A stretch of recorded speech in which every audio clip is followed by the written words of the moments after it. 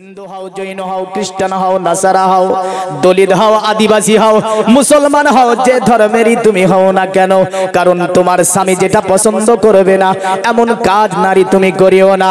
অতঃপর নবী বলছে, এ নারী জাতি শুনে রেখে দাও, আমি নবী তোমাদেরকে বলে দিলাম, তোমার স্বামীর বিনা অনুমতিতে তোমার বাড়িতে কাউকে প্রবেশ করতে দেবে না, কারণ তোমার স্বামীর বিনা অনুমতিতে কেউ যেন তোমার বাড়িতে প্রবেশ না করে। আল্লাহর নবী সাল্লাল্লাহু আলাইহি ওয়াসাল্লাম এমন করে উপদেশ দিতে দিতে নবীজি বললেন, শুনে রেখে দাও, আমি নবীজি হয়তো দুনিয়ার জমিন থেকে চলে যাব, আমি হয়তো মক্কাতে আর আসবো কিনা জানি না, তবে আমি আল্লাহর নবী তোমাদের জন্য যেগুলো পৃথিবীর জমিনে ছেড়ে যাব, দুটি জিনিস তোমাদের কাছে রেখে যাব। একটা নাম হচ্ছে কিতাবুল্লাহ, আল্লাহ পাকের কোরআন তোমাদের কাছে রেখে যাব। দ্বিতীয়টির নাম হচ্ছে সুন্নাতে রাসূলুল্লাহ, আমি নবীজি তোমাদের কাছে আরেকটা জিনিস রেখে যাব, যেটার নাম হচ্ছে হাদিস শরীফ। এই দুটি জিনিসকে তোমরা ফলো করে চলবে, কোনদিন কাট্টরে তোমরা পথভ্রষ্ট হবে না। জোরে বলেন সুবহানাল্লাহ।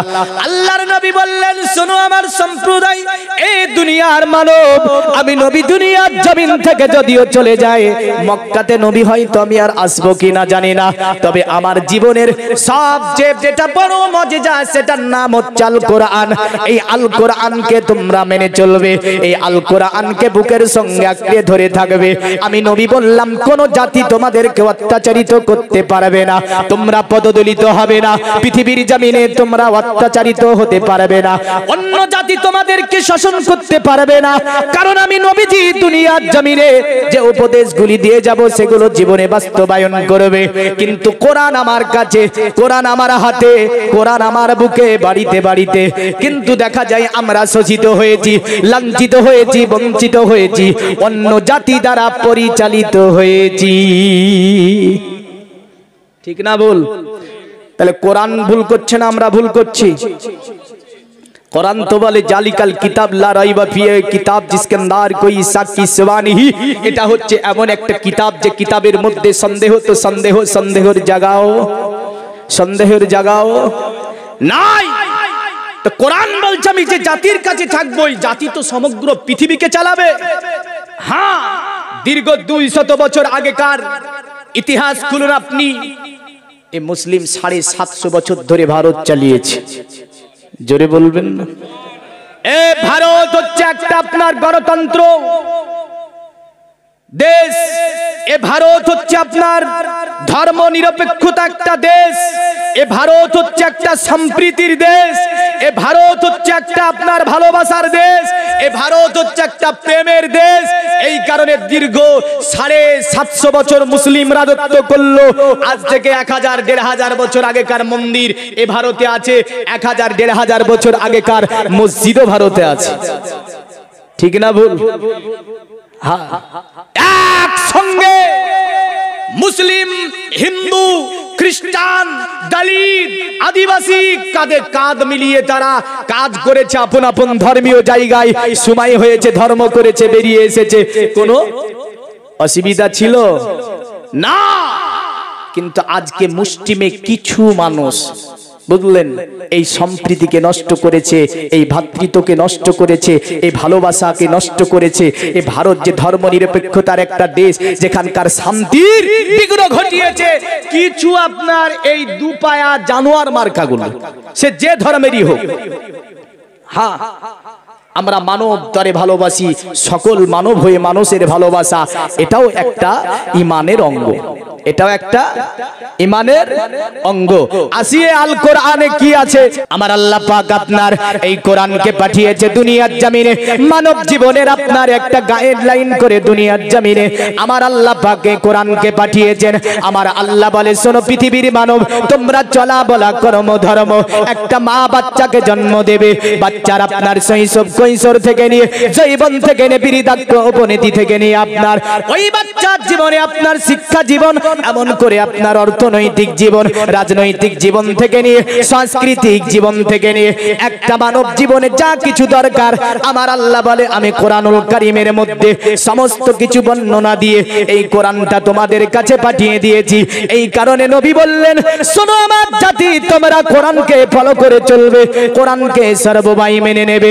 কোরআন যদি মেনে নিতে পারো, আমি নবীজি বললাম কোনদিন কাত্তরে তোমাদের কাছে কেউ তোমাদেরকে অপমান করতে পারবে না, কেউ তোমাদেরকে পদদলিত করতে পারবে না। আজ থেকে 1500 বছর আগে আমার নবীজির কাছে আপনার একদল ইহুদি আসলো। ইহুদি আসার পরে আমার নবীকে বলছে, এ আব্দুল্লাহর ছেলে মোহাম্মদ, তুমি তো মক্কা থেকে মদিনায় হিজরত করে এসেছো। বলে, হ্যাঁ, মক্কা থেকে মদিনায় হিজরত করে এসেছি। আল্লাহর নবীকে বলছে, মোহাম্মদ, তোমাকে একটা কানুনের কথা জিজ্ঞাসা করব। আমার নবী বলল, এমন কোন কানুনের কথা জিজ্ঞাসা করবে? বলে, তুমি যে বলেছো মুসলমান নারী যারা হবে, এই মুসলমান নারীদের মাথার তালু থেকে নিয়ে পায়ের তালু পর্যন্ত ঢেকে চলাফেরা করতে হবে, কারণ মুসলমান নারী কখনোই অতএব খোলামেলা ভাবে রাস্তায় চলতে পারবে না। এ আল্লাহর নবী মোহাম্মদ, এটা কি তোমাকে আল্লাহর তরফ থেকে দেওয়া হয়েছে? এই সাথী ওই অতএব নারীদের জন্য এই বিধানটা কি তোমাকে আল্লাহর তরফ থেকে দেওয়া হয়েছে? আমার নবী বলল, হ্যাঁ, কারণ আমি যা কিছু পেয়েছি সমস্ত আল্লাহ পাক, আমার সমস্ত আল্লাহ পাকের হুকুম ছাড়া আমি নবীজি করি নাই।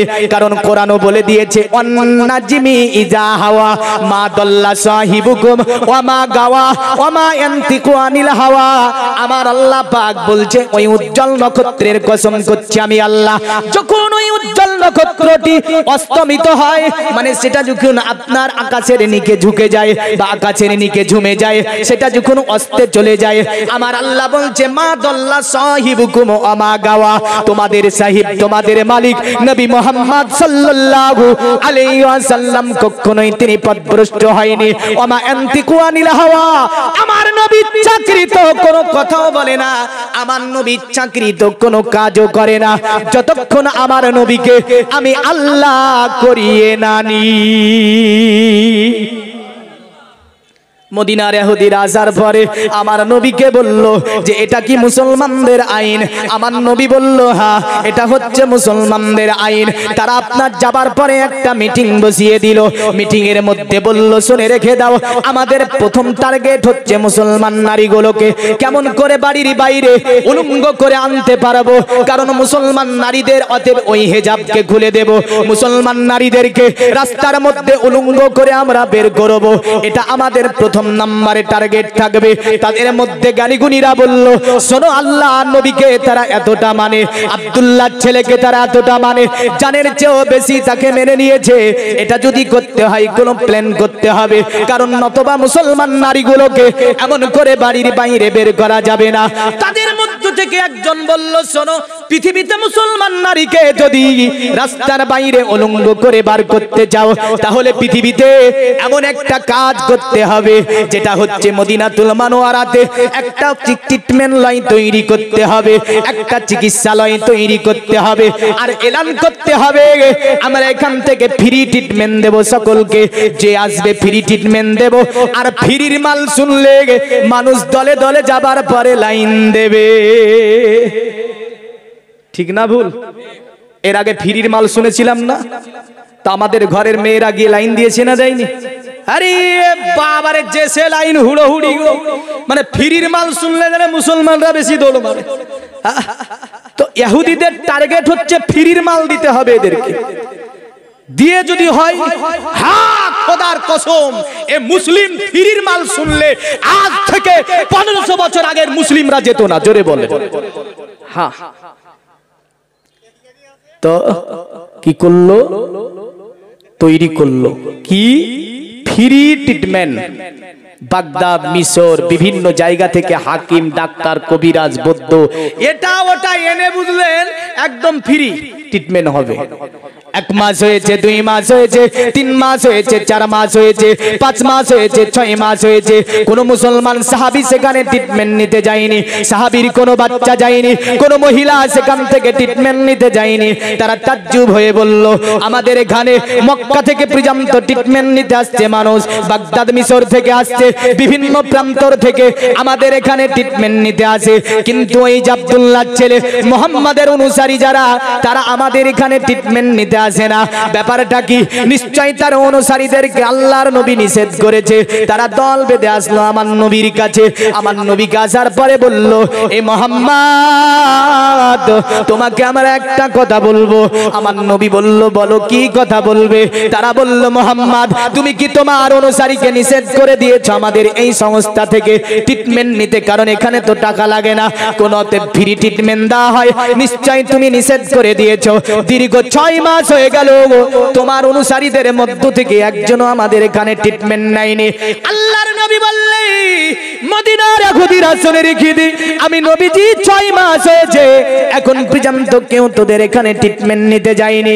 আমি নবীজি ক্যালেন করে বলে যাচ্ছি, কিয়ামতের সকাল পর্যন্ত আমার উম্মতকে আমি দা দিয়ে যাব।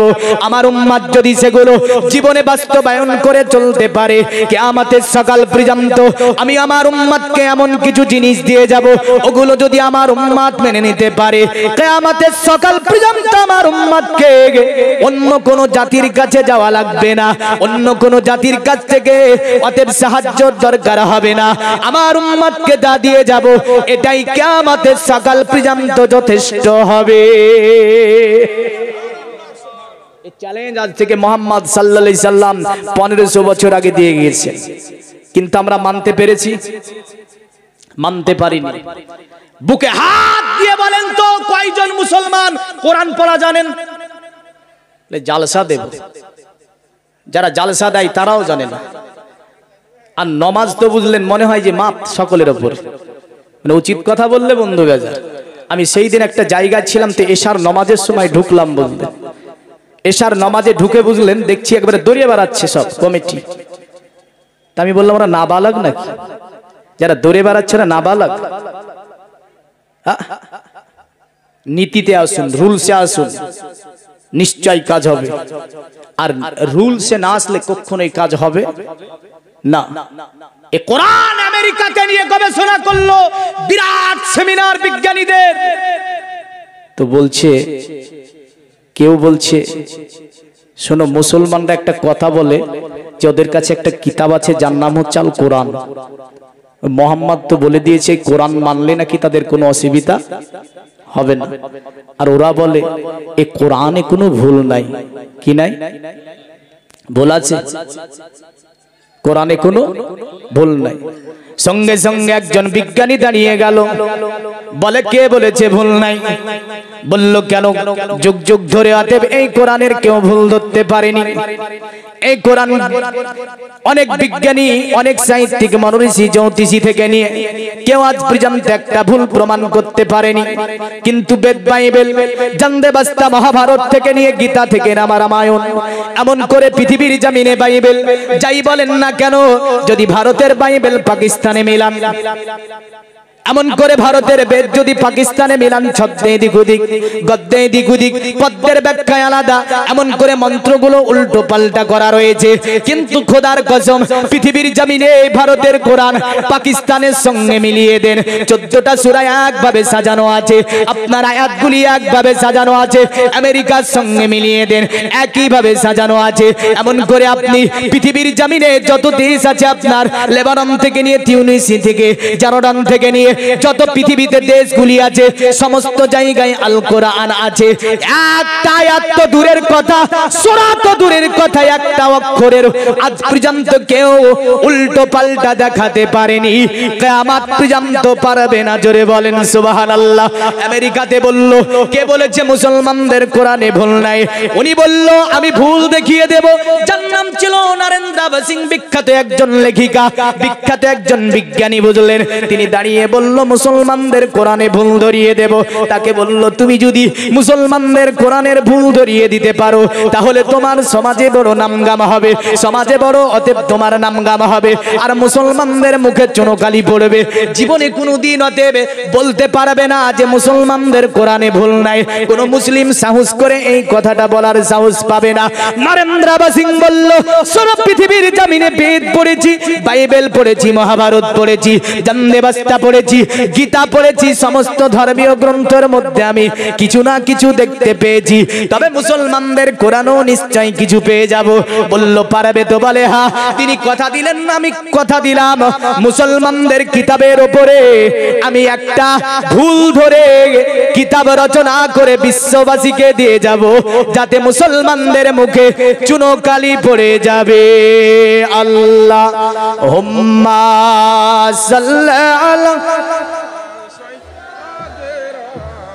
মাওলানা মুহাম্মদ আলা আলি।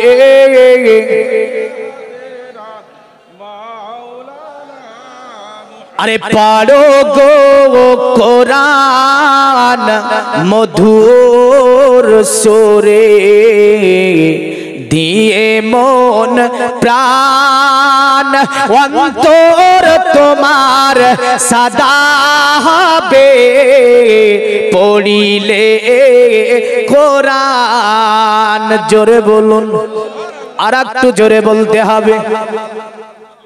সকলে তো সুবহানাল্লাহ বললেন। পাঁচজন ভাই আমার হাত তুলে বলুন তো, আমি কোরআন শরীফ পড়া জানি না, মৌলভী সাহেব কথা দিলাম কোরআন শরীফ পড়া শিখে নেব। দুইজন তিনজন তুলেছে, বাদ বাকি সকলে জানে নাকি? মনে হচ্ছে জানে। 2 লাখ টাকা চাইছি মনে হলো না দেখে, মনে হলো 2 লাখ টাকা আমি চাইছি, মানে হাত তুলবে না, খোদার কসম বলছি। এই কথাটা লিখে নিয়ে কাফনে করে নিয়ে যাবেন, আল্লাহ আপনাকে এটা জিজ্ঞাসা করবে, বান্দা তুই কোরআন তো জানতি না, তোকে বলেছিল কোরআন পড়া শেখার জন্য হাত তুলতে, তো হাত তুলিসনি কেন? হ্যাঁ, যত শুনে একটা জিনিস, যে এই জিনিসটা যদি আজকের ওয়াজে আমি দুটো মানুষকে কোরআন শেখাতে পারি ওয়াজ শুনে, তবে মনে করব যে আমার এই আজকের ওয়াজটা করা সার্থক হয়েছে। ঠিক না ভুল? আর দুটো মানুষকে যদি আমি নমাজি বানাতে পারি, হ্যাঁ না, তো প্রথম আজকের আমার আলোচনাটা কোরআনের ওপর, দ্বিতীয় আমি শেষ স্টেপে নমাজকে নিয়ে কিছু কথা বলে দেব। তবে দেখেন, যিনারা জানেন না অবশ্যই কোরআন পড়া শিখে নেবেন ইনশাআল্লাহ। বলুন, আরে ওযু করো কোরআন খোলো, কাবার দিকে বসে আরে ধীরে ধীরে পড়ো কোরআন, জীবন কাটবে সুখে। পড়ো গো কোরআন মধুর বাণী, দিয়ে মন প্রাণ অন্তর তোমার সদা হবে পড়িলে কোরআন। জোরে বলি, আর একটু জোরে বলতে হবে। তো পৃথিবীর মুমিন মুসলমান নরেন্দ্র সিং বাড়ি আসলো, বাড়ি আসার পরে একটা আপনার কোরআন নিল, কোরআনটাকে নেওয়ার পরে দাওয়াত নিল, পেজগুলোকে নিয়েছে বদলেন, কোরআনকে খুলে দিয়েছে। কোরআনকে যখনই খুলে দেওয়া, আল্লাহ পাক বলছে জালিকাল কিতাবুল লা রাইবা ফি, এটা ওই কিতাব যে কিতাবের মধ্যে সন্দেহ তো সন্দেহ, সন্দেহের জায়গাও নাই। জোরে বলেন সুবহানাল্লাহ। এই বিজ্ঞানী বলছে পৃথিবীতে অনেক বিজ্ঞানের কিতাব পড়ে, অনেক মনোঋষির কিতাব পড়েছি, অনেক জ্যোতিষীর কিতাব পড়েছি, অনেক জ্ঞানী গুণীর কিতাব পড়েছি, কিন্তু এই কিতাবের প্রথম নাম্বারই আল্লাহ চ্যালেঞ্জ দিয়ে বলছে শোনো, এই কিতাবে ভুল তো ভুল, ভুলের জায়গা পর্যন্ত নাই। তিনি ভাবলেন তাজ্জবকর ব্যাপার, প্রথম ব্যাপারই বলে ভুলের জায়গাও পাওয়া যাবে না। তিনি একটা একটা করে কোরআনের যতটা আয়াত আছে সব আয়াতগুলোকে তিনি দেখতে দেখতে দেখতে দেখতে পুরা কোরআনকে একবার খতম করে ফেললো, কিন্তু কোরআনের মধ্যে একটাও ভুল খুঁজে বের করতে পারলো না। তিনি তাজ্জব হয়ে গেলেন। তাজ্জব হওয়ার পরে মনে মনে ভাবছেন, পৃথিবীর জমিনে কথা দিয়েছি মুসলমানদের কিতাব আল কোরআন থেকে ভুল ধরবো, কিন্তু একবার পরে তো আমি একটাও ভুল ধরতে পারলাম না। তিনি দ্বিতীয়বার চেষ্টা চালাবেন, দ্বিতীয়বার তিনি কোরআনকে খুলে দিলেন। কোরআনের একটা করে আপনার স্টেপ বাই স্টেপ আপনার পৃষ্ঠা উল্টিয়ে উল্টিয়ে আয়াত আয়াত করে তিনি দেখতে শুরু করে দিলেন। পৃথিবীর মুমিন মুসলমান তিনি দ্বিতীয়বার কোরআন খতম করলেন, কিন্তু কোরআনে দ্বিতীয়বারও তিনি কোনো ভুলের জায়গা জায়গাকে খুঁজে বের করতে পারলেন না। তিনি বলে আরেকবার চেষ্টা করে দেখব। আরেকবার চেষ্টা তিনি চালাচ্ছেন কোরআনের উপরে, 1 2 3 4 করে আপনার তিনি স্টেপ বাই স্টেপ 6666 খানা আয়াতকে শেষ করে ফেললেন, কিন্তু তিনি আপনার ভুল খুঁজে পেলেন না। তৃতীয়বার পড়ার পরে তার প্রতি মহব্বত আসলো, তার ভালোবাসা আসলো, কোরআনের প্রতি তার প্রেম জেগে গেল। তিনি বলে আরেকবার দেখব। 4 বার হয়ে গেল। দীর্ঘ 2 বছর ধরে আল কোরআনকে নিয়ে নরেন্দ্র সিং তিনি পৃথিবীর জমিনে গবেষণা চালানোর পরে বুঝলেন তিনি দীর্ঘ 2 বছরের পর মধ্যে তিনি কোরআনের তো কোনো ভুল খুঁজে পেলেন না। তিনি আপনার কি পেলেন কোরআনে? তিনি আপনার নিজের জীবনের ভুলটা খুঁজে পেয়ে গেলেন কোরআনে। শেষ পর্যন্ত 2 বছর পরে বিরাট এক সম্মেলনে তিনি আপনার সেই দিন চলতে আছে, সম্মেলনের মধ্যে তিনি একটা আপনার আলোচনা দেবে। সম্মেলনে তিনি এই কিতাবকে নিয়ে বলবে। তাই তিনি গিয়েছেন সেই দিন, মাথায় একটা ওড়না চড়ানো আছে বুঝলেন, কারণ ওড়না দিয়ে মাথাটা ঢাকা আছে। কারণ কোরআন যে ব্যক্তি পড়ে নিতে পারবে, কোরআনকে যে ব্যক্তি মেনে নিতে পারবে, ওই ব্যক্তি কখনোই, ওই নারী কখনোই মাথা আলগা করে ঘুরতে পারবে না। আদব শিখে নিয়েছে, এহতারাম শিখে নিয়েছে, নীতি শিখেছে কোরআনের কাছ থেকে। কোরআনের কাছ থেকে আপনার সমস্ত চরিত্র যেন এই আপনার নরেন্দ্র সিং পেয়ে গেছে। সেই দিন আর আপনার ওই টাইট ফিটিং গিজি এমন করে আপনার ওই স্যুটার পরেনি। তিনি আপনার উঠে গেলেন স্টেজের ওপরে, মাথায় একটা ওড়না চড়ানো আছে, বুকে একটা কিতাবকে যেন ধরে ধরে জোরে ধরে আছে। সকলে ভাবছে তাজ্জুব ব্যাপার, জীবনে কোনোদিন এর পোশাক এমনটা দেখতে পাইনি। আজকে দেখছি মাথায় যেন ওড়না চড়ানো আছে, পুরা সালোয়ার কামিজ দিয়ে শরীরকে যেন আবৃতি করেছে। আবৃত করার পরে তিনি যেন স্টেজ আরোহণ করেছে। জিজ্ঞাসা করা হলো, কি ব্যাপার, তুমি কি মুসলমানদের কিতাবের ভুল ধরতে পেরেছো? নরেন্দ্র সিং বলেছিল, এ পৃথিবীর মানব শুনে রেখে দাও, দুনিয়ার জমিনে মুসলমানদের কিতাবের ভুল ধরতে গিয়ে আমার জীবনের একাধিক ভুলকে আমি কোরআনে খুঁজে পেয়েছি। আমার জীবনের একাধিক ভুলকে আমি সংশোধন করতে পেরে গিয়েছি এই কোরআনের সংস্পর্শে আসার পরে। আমি নরেন্দ্র সিং পোশাক পেয়েছি, আদাব পেয়েছি, এহতারাম শিখেছি, আখলাক শিখেছি, চরিত্র শিখে নিয়েছি। তাই আজকে আমি তোমাদের সম্মুখে বুকে কোরআন নিয়ে একটা কথা প্রকাশ করার জন্য স্টেজের ওপর এসে দাঁড়িয়েছি। সকলে তাজ্জুব হয়ে আছে, চতুর্দিকে সাংবাদিকের আপনার রয়েছে। তিনি বলল, শোনো, এই কিতাব এমন একটা কিতাব যে কিতাবকে আমি বারবার দীর্ঘ 2 বছরের মধ্যে আমি নরেন্দ্র সিং 1 বার নয়, 2 বার নয়, 72 বার মুসলমানদের কিতাবকে আমি ভেরিফাই করে দেখেছি। ভুল তো দূরের কথা, ভুলের জায়গা পর্যন্ত এই কিতাবে আমি খুঁজে বের করতে পারিনি।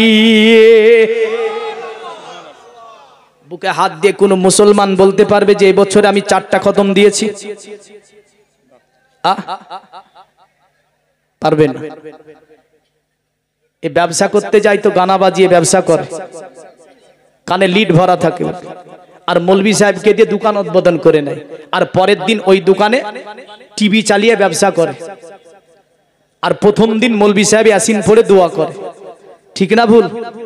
কি উল্টো পাল্টা না? প্রথম দিন শুরু করবে তো ইয়াসিন দিয়ে, মানে মৌলভী সাহেবকে ডেকে নিয়েছে, একটা নতুন দোকান হয়েছে, মৌলভী সাহেব দোয়া করতে হবে, তো মৌলভী সাহেব দোয়া করে শুরু করে দিল, আর পরের দিন মাল ঢুকিয়ে দিল, চলছে আর ব্যবসা চলছে। এটা করার কি দরকার ছিল? মৌলভী সাহেবকে নিয়ে গিয়ে ইয়াসিন পড়ে নিয়ে সূরা ফাতিহা ইখলাস পড়ে নিয়ে একটু হাত তুলে যে মোনাজাত করার কি দরকার ছিল? ও যদি ওই করি ব্যবসা করবে, রাগ করছে অনেকে, পাপ, রাগ করিয়েন না। ইসলামিক নীতি, ইসলামিক আদাব, ইসলামের আদাব এহতারামের মধ্যে আপনি আসুন, নিশ্চয় আল্লাহ আপনার ব্যবসা বাণিজ্য থেকে নিয়ে, পরিবার থেকে নিয়ে, খেতে খামার থেকে নিয়ে আল্লাহ বরকত দেবে। জোরে বলেন, বরকতের মালিক কে? আল্লাহ। বরকতের মালিক হচ্ছেন আমার আল্লাহ, শান্তি দেওয়ার মালিক হচ্ছে আমার আল্লাহ, সুস্থ রাখার মালিক হচ্ছে আমার আল্লাহ, দুনিয়ার জমিনে আপনাকে চলমান রেখেছে আল্লাহ, শ্বাস কার্য পরিচালনা করছে আল্লাহ। তো নরেন্দ্র সিং বলেছিল সেই দিন, শোনো, আমি এসেছি একটাই কারণে, আমি আজকে ধর্ম চেঞ্জ করে কলেমা পড়ব। কারণ কোরআনের সংস্পর্শে এসে অমানুষ মানুষ হয়ে যায়। এমন অনেক বিজ্ঞানীর কথা বলতে পারি আমি, তবে এই দিকে আসবো। দেখেন, এই কোরআনুল কারীম শুধু পর্দার কথা বলেছে তা নয়, জগবেদের মধ্যে আছে অদং পස්සব্বে মাপ্রিসনাতং পদগোহারো মাতে কস্পলগদসন্ত সাহারি ব্রহ্ম ভুবিত। পণ্ডিতকে বলল, ওগো পণ্ডিত, দয়া করে তুমি বলবে পৃথিবীর জমিনে নারীদের পোশাক কেমন হবে? প্রথম নারীকে নিয়ে দুটি কথা বলি। আমার সমাজে নারী যেভাবে বর্তমান চলে ফিরে বেড়াচ্ছে, জান্নাত পাওয়া খুবই মুশকিল। নবী বলেছে আর দায়ুসু লা ইয়াদখুলুল জান্নাহ, দায়ুস কখনো জান্নাতে যাবে না। নবীকে বলল, নবীজি দায়ুস কে হবে দয়া করে বলবেন? নবী বললেন, যে পিতা নিজের কন্যাকে ইসলামের অঙ্গিনায় রাখতে পারল না, ওই পিতা হবে দায়ুসের মধ্যে। নবী বললেন, যে বড় ভাই নিজের বোনকে ইসলামের অঙ্গিনায় রাখতে পারল না, ওই বড় ভাই হবে দায়ুসের মধ্যে। যে স্বামী পৃথিবীতে নিজের স্ত্রীকে ইসলামের অঙ্গিনায় রাখতে পারল না, ওই স্বামী হবে দায়ুসের মধ্যে। যে শ্বশুর নিজের পুত্রবধূগুলোকে ইসলামের অঙ্গিনায় রাখতে পারল না, ওই শ্বশুর দায়ুসের মধ্যে। যে পরিবারের মেম্বার ওই পরিবারের মেয়েদেরকে ইসলামের অঙ্গিনায় রাখতে পারল না, ওই পরিবারের মেম্বার হবে দায়ুসের মধ্যে। একটা মেয়ে কতজনকে বানালো?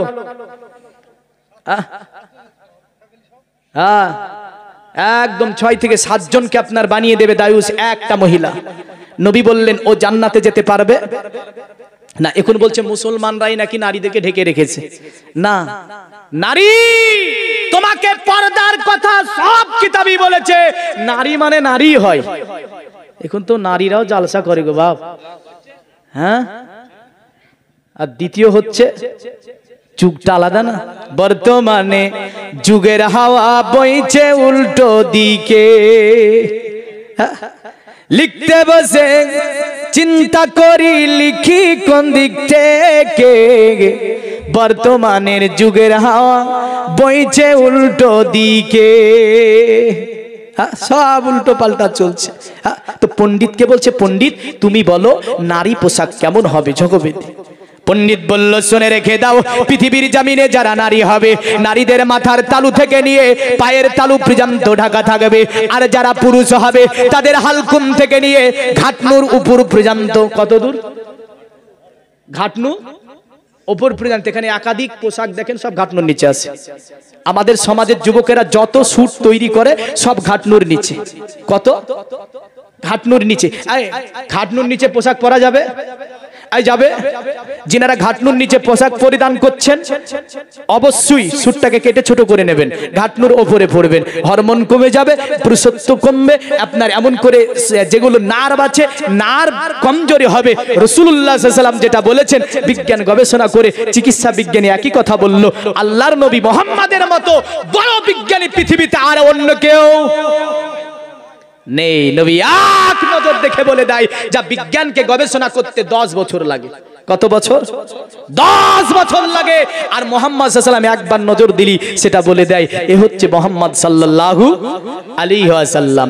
বলল, শুনে রেখে দাও, নারী তুমি এমন পোশাক পরিবে না যে পোশাক দেখে অন্য পুরুষ আকৃষ্ট হবে। পণ্ডিতকে বলল, গো পণ্ডিত, যদি নারীর চলন ফিরনটা দেখে অন্য পুরুষ আকৃষ্ট হয়, তাহলে সেই নারীকে আপনি কি বলবেন? পণ্ডিত বলল, শুনে রেখে দাও, মাতে কসফলগদসন্তসারি ব্রহ্মভুবিত। যে নারীর চলন হবে অতএব হরিণের মতো, যে নারী হিলে দুলে চলবে, পোশাক অশ্লীল পরবে, আর ওর চলনে অন্য কোন পুরুষ আকৃষ্ট হবে, পৃথিবীর জমিনে ওটা নারী নয়, ওটা হচ্ছে ধূর্ত শগুনের মতো। ও ধূর্ত শগুন, ও নারী কিসের? যে নারীর চলনে অন্য পুরুষ আকৃষ্ট হয়। নবীজি সাল্লাল্লাহু আলাইহি ওয়াসাল্লাম বসে আছেন, নবীজির একজন স্ত্রী বসে আছে, মা সালমা রাদিয়াল্লাহু তাআলা আনহা। তো নবীজির সঙ্গে মা সালমা কথা বলছে, কারণ এই সালমার ঘরে রাসূল সাল্লাল্লাহু আলাইহি ওয়াসাল্লাম তিনি যেতেন, যখনই সালমাকে ডাকতো, সালমা, মা সালমা বলতো, লব্বাইক ইয়া রাসূলুল্লাহ। নবী সালমাকে বলতে, সালমা তুমি মধুর শরবত তৈরি করে আমাকে দাও। মা সালমা আমার নবীকে মধুর শরবত তৈরি করে দিত। জোরে বলেন। একদা নবীজি সালমাকে বলছে, সালমা যাও তুমি মধুর শরবত আমার জন্য তৈরি করো। মা সালমা মধুর শরবত তৈরি করে আমার নবীজির কাছে উপস্থিত করলেন। আল্লাহর নবী পান করলেন। মা সালমা নবীজির সঙ্গে কথা বলছে।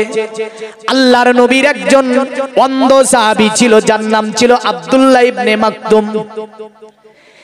এ আব্দুল্লাহ ইবনে মাকতুম সাহাবী গুটি গুটি পায়ে আমার নবীর কাছে দেখা করবে, আমার নবীজির কাছে আসছে। নবীজি সালমাকে বলছে, সালমা, এই সালমা তুমি ঘরে চলে যাও। মা সালমা বলছে, ইয়া রাসূলুল্লাহ কেন? নবী বললে, সালমা দেখতে পাও না তুমি আমার সাহাবী আব্দুল্লাহ ইবনে মাকতুম আমার দরবারে আসছে? তুমি কি জানো না আব্দুল্লাহ ইবনে মাকতুমকে দেখে তোমার পর্দা করতে হবে? মা সালমা বলছে, নবীজি আব্দুল্লাহ ইবনে মাকতুম হচ্ছে অন্ধ সাহাবী। ওগো নবীজি, সে আমাকে দেখতে পাবে না, আমি চুপ করে আপনার দরবারে বসে থাকবো। নবীজি বললেন, সালমা, যদি আব্দুল্লাহ ইবনে মাকতুম তোমাকে দেখতে না পায়, এ সালমা, তুমি তো আব্দুল্লাহ ইবনে মাকতুমকে দেখতে পাবে। যেমন করে তোমার জন্য দেখা হারাম হবে, এমন করে আব্দুল্লাহ ইবনে মাকতুমের জন্য দেখা হারাম হবে। আল্লাহর নবী নিজের স্ত্রীকে ঘরের মধ্যে তাড়িয়ে দিলেন, ঘরের মধ্যে আপনার যেতে অনুমতি দিলেন আমার নবীজি। মা সালমা চলে গেল ঘরের মধ্যে। ইতিমধ্যে আব্দুল্লাহ ইবনে মাকতুম আমার নবীর দরবারে এসে হাজির হলো। জোরে বলেন সুবহানাল্লাহ। পর্দার বিধানটা কত দূর দেখেন। খোদার কসম বলছি, ওগো নারী, পৃথিবীর জমিনে তোমার কোনো সম্মান ছিল না, পৃথিবীতে তোমাদেরকে জিন্দা পুঁতে দেওয়া হতো। এ নারী, পৃথিবীতে তোমাদের কোনো জায়গা ছিল না। কোনো জ্যোতিষী মনোঋষি এসে তোমাকে সমাজে উন্নতে সমাজে স্থান করে দিতে পারেনি। পৃথিবীর জমিনে সকল ধর্মের মানুষ তোমাকে নিয়ে খেলা করেছে, সকল জ্যোতিষী মনোঋষি এই পর্যায়ে তোমাকে পৌঁছাতে পারেনি যে জায়গায় আমার নবীজি তোমাকে আরোহণ করে দিয়েছে। আমার নবীজি তোমাকে সমাজের উন্নত শিখরে আরোহণ করেছে। নবীজি দেখেছিলেন তারা নারীদেরকে জিন্দা দাফন করে দেয়, নারীদেরকে নিয়ে তারা পশুর মতো ব্যবহার করে। নবীজি ওই সময় মক্কাতে বলেছিলেন, যতদিন পর্যন্ত আমি নবীজি নারী অধিকারকে পৃথিবীর জমিনে ফিরিয়ে দিতে না পারবো, আমি নবীজি এই মক্কা থেকে অতএব দুনিয়ার জমিন থেকে আমি নবীজি যাব না। আমার নবী বলেছিল, এ নারীরা তোমরা ভয় পেও না, দুনিয়াতে তোমাদেরকে অতএব মরুর প্রান্তর ঘুরে পুঁতে দেয়। আমি রাসূলুল্লাহ বলছি, পৃথিবীর জমিনে তোমাদেরকে এমন একটা জায়গায় স্থান করে দেব যে সকলে তোমাদের সম্মান করবে। তবে নারী যদি মানে তো ভালো, আর না মানলে গেল। হ্যাঁ, নারীদের পর্দা সম্পর্কে কটি কথা। নবীজি সাল্লাল্লাহু আলাইহি সাল্লাম তিনি দেখলেন যে নারীদেরকে যখন জিন্দা দাফন করে, তো আল্লাহর নবী মক্কাতে বলছেন যে যতদিন পর্যন্ত আমি নারী অধিকার ফিরিয়ে দিতে না পারবো, অতদিন আমি নবীজি মক্কা দুনিয়া থেকে যাব না। তো নবীজি কি বলছে দেখেন। আল্লাহর নবী সাল্লাল্লাহু আলাইহি সাল্লাম তিনি আপনার সাহাবীদেরকে বলছেন, শোনো আমার সাহাবীরা, দুনিয়ার জমিনে তোমরা নারীদেরকে মারিবে না, নারীদের প্রতি তোমরা অন্যায় করিবে না, নারীদের প্রতি তোমরা অত্যাচার করিবে না, নারীদের প্রতি তোমরা অনাচার করিবে না। কোন সাহাবী বলল, ইয়া রাসূলুল্লাহ, যদি আমার স্ত্রী ভুল কাজ করে তাহলে কি তাকে আমি মারতে পারবো না? নবীজি বললেন, শুনে রেখে দাও, তোমার নারী যদি, তোমার স্ত্রী যদি 100টা কাজ করে, 99টা যদি ভুল করে, একটা কাজ যদি ঠিক করে, ওই 99টা কাজ যদি মাপযোগ্য হয়ে যায়, একটা ঠিকের ওপরে নারীর 99টা ভুলকে মাপ করে দাও। সাহাবী বলছে, নবীজি মারতে কি পারবো না? আল্লাহর নবী বললেন, না। আবারও বলছি, নবী যদি এমন অন্যায় করে যেটা মাপযোগ্য নয়, নবী বললেন যদি মাপযোগ্য না হয়ে থাকে, একটা মারো। কটা? 2টি মারো, 3টি মারো, তার বেশি নারীকে তুমি মারিও না। জোরে বলবেন না। এ নারী, এ অধিকার তোমাকে কেউ পাইয়ে দিতে পারেনি। তোমাকে রাসূলুল্লাহ কত ভালোবেসেছে। সাহাবীরা বলছে, আমরা নবীকে জিজ্ঞাসা করলাম, নবী বলেন পৃথিবীতে সবচেয়ে কাকে বেশি ভালোবাসেন? নবী বললেন, আয়েশাকে। জোরে বলবেন না। কাকে বেশি ভালোবাসে? আয়েশা, তিনি তো একজন নারী। তো নবীজি প্রথম উত্তরই বললেন, আমি পৃথিবীতে সবচেয়ে যাকে বেশি ভালোবাসি তিনি হচ্ছে আয়েশা। নবী দেখলেন মক্কাতে এক নয় দুই নয় 600 পরিবারের নেতা, যার নাম ছিল দাহিয়াতাল কালবি। ইনি ইসলাম যখন কবুল করে নিলেন, অনেক ঘটনা ইসলাম কবুল করাতে ওই দিকে যাব না, আমি নারী বিষয়গুলোকে টেনে আনবো আজের মধ্য থেকে। দাহিয়াতাল কালবি তিনি ইসলাম কবুল করলেন। নবীজি সেই রাত্রি দোয়া করেছিলেন, আল্লাহুম্মা আইজাল ইসলামা বি দাহিয়াতাল কালবি, আল্লাহ ইসলামের ইজ্জত সম্মানকে যদি তুমি রক্ষা করতে চাও, দাহিয়াতাল কালবিকে হেদায়েত দাও। নবী আল্লাহ হেদায়েত দিল, কলেমা পড়ল। নবীর দরবারে মসজিদের থম ধরে দাঁড়িয়ে দাঁড়িয়ে অঝার নয়নে কাঁদছে। নবী বললেন, দাহিয়া কাঁদছো কেন? ফিরে আসলো, বলে নবী ৭৩টা মেয়েকে মরুর প্রান্তর ঘুরে আমি দাফন করেছি জিন্দা। নবীজি কাঁদতে লাগলেন, বলে তুমি এত পাষাণ যে মরুর প্রান্তর ঘুরে ছোট ছোট মহিলাকে তুমি মরুর প্রান্তর ঘুরে পুঁতে দিলে। নবীজি এবার বলছে, হাদিসে দেখেন, আল্লাহ নবী বললেন, পৃথিবীর জমিনে যে মা প্রথম অতএব নারী অতএব কন্যা সন্তান জন্ম দেবে, ওই বাড়িতে যেন আল্লাহর রহমত নেমে আসলো। জোরে বলবেন। নবী বললেন, যে পিতা একটা কন্যা সন্তানের জন্ম দিল, কন্যাটাকে সুন্দরভাবে লালন পালন করলো, ইসলামিক রুলসের মধ্যে চালালো, আল্লাহর নবী বললেন তার জন্য একটা জান্নাত রয়েছে। কোন সাহাবী বলল, নবীজি আমার দুটি কন্যা আছে। নবী বললেন, দুটি জান্নাত পাবে। আর একজন বলল, নবী আমার 3টি কন্যা আছে। নবী বললেন, 3টি জান্নাত পাবে। আর একজন বলল, 4টি আমার কন্যা আছে, বলল 4টি জান্নাত পাবে। আর একজন বলল 7 পর্যন্ত নবীর সম্মুখে বলল। আল্লাহর নবী বললেন, অতএব তোমাকে আল্লাহ পাক 7টি জান্নাত দান করবে। কত বড় বর্ণনা নারীদের জন্য, যে একটা কন্যা সন্তানের যে ব্যক্তি মালিক হবে, সে একটা জান্নাতের মালিক। সুবহানাল্লাহ। কেন এত বড় কথা বললেন নবী? এই কারণে যে ছেলেগুলোকে নারী মানে প্রথম সন্তান যদি কন্যা হতো, ওকে জিন্দা পুঁতে দিত, আবারও কন্যা জিন্দা পুঁতে দিত, আবারও কন্যা জিন্দা পুঁতে দিত। নবী বলছে, শোন, যাদেরকে জিন্দা পুঁতেছিস আর পুঁততে পারবি না, আমি নবী এমন সংবিধান বলে যাব, এমন সংবিধান তৈরি করে দিয়ে যাব যে এই নারীদেরকে ভালো না বাসলে জান্নাত যাওয়া যাবে যাবে না। তো রাসূল সাল্লাল্লাহু আলাইহি সাল্লাম নারীদের প্রতি অত্যাচার করতে নিষেধ করলেন। তো নবী যা দিয়ে গেলেন আমাদেরকে, এগুলো না দরকার আছে না নাই? হ্যাঁ, নবী যা বললেন সেগুলো আমাদেরকে মানা দরকার আছে। আল্লাহর নবী সাল্লাল্লাহু আলাইহি ওয়াসাল্লাম, যার কারণে আপনার সনাতন ধর্মের একটা কিতাবটির নাম হচ্ছে আপনার ভবিষ্য পুরাণ। এই ভবিষ্য পুরাণের মধ্যে বলেছে, এতসলিলন্তরে মিলোচ্চাচার্যেন সম্ভাবিত মহামাদিতি খ্যাত শিক্ষ শাখা সম্ভাবিত নিপ্রসেচ মহাদেবং মরিস্থল নিবাসী নমো গঙ্গা জলস্য সংস্নাপ্য পঞ্চগব্য সম্ভবিতে নমস্তে বিরিজানাথ মরিস্থল নিবাসিনে তীব্রার সুরনাশায় বহু মায়া প্রবার দিনে। বলল, দুনিয়ার জমিনে মরুর স্থলে একজন ব্যক্তি আবির্ভাব হবে, জিনার চরিত্র হবে অতি উত্তম। জোরে বলেন। আচ্ছা, নবী কোরআন দিয়ে ইসলাম প্রচার করেছে না চরিত্র দিয়ে? কোরআন দিয়ে। আল্লাহ বলছে, ইন্নাকা আলা খুলুকিন আযীম। এ নবী, আপনি উত্তম চরিত্রের অধিকারী। আপনার চরিত্র দেখে দলে দলে দলে দলে মানুষ এসে ইসলাম কবুল করে নিয়েছে। আপনার চরিত্র দেখে আজ বিভিন্ন ধর্মের মানুষ এসে কি করেছে? ইসলাম কবুল করে নিয়েছে। কিন্তু আজকে আমাদের কথা শুনে মানুষ আর কেন? আমাদের চলাই ভুল, বলাই ভুল, খাওয়াই ভুল, ওঠাই ভুল, বসাই ভুল, পোশাকে ভুল, আশাকে ভুল, এ ভুল, ও ভুল, দুনিয়ার সব ভুল আমাদের মধ্যে ঢুকে গিয়েছে না যায়নি? সব বুঝলেন, জোরে পাল্টে আমরা চালাই।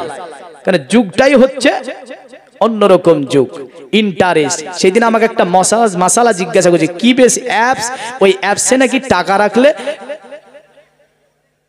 লাভ পাওয়া যাবে। একজন মৌলভী সাহেব রেখেছে, বললেন যুগটা কোন যুগ দেখেন।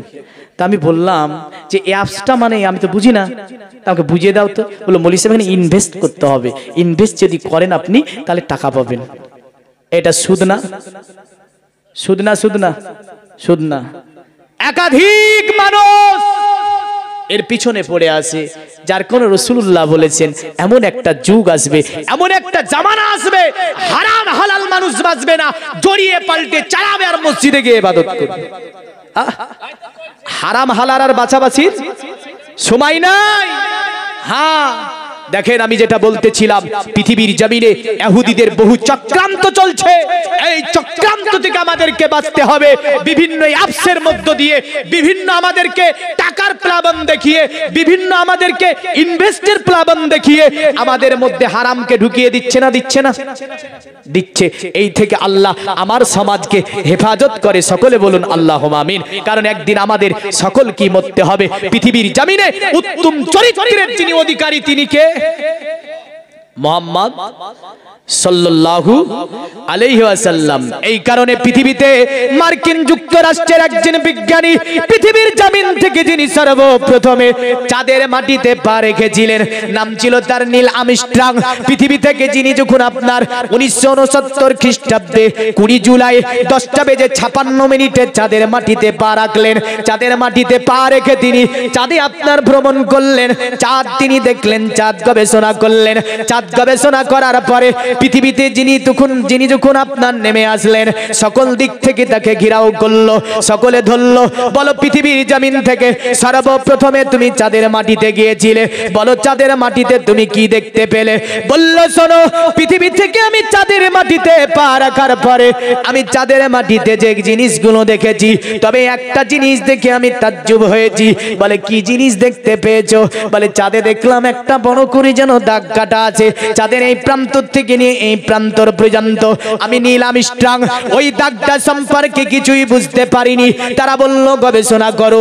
তারা বলল পৃথিবীর বিভিন্ন কিতাব তারা এক জায়গায় করলো, যেমন করে ধর্মীয় গ্রন্থ থেকে নিয়ে বিভিন্ন মনীষীদের কিতাব তারা এক জায়গায় করলো। স্টেপ বাই স্টেপ দেখতে লাগলো, বেদে কোনো চাঁদের এমন বর্ণনা খুঁজে পেল না। তারা মহাভারত খুললো, মহাভারতে চাঁদের এমন কোনো বর্ণনা পেল না। জানদে বাস্তা খুললো, জানদে বাস্তায় চাঁদে এমন কোনো বর্ণনা পেল না। ত্রিপিটক খুললো, তাতে কোনো এমন আপনার চাঁদের বর্ণনা পেল না। শেষ পর্যন্ত তারা নৈরাশ হয়ে আল কোরআনের কাছে ফিরে আসতে হলো। আল কোরআনকে তারা খুলে দিল।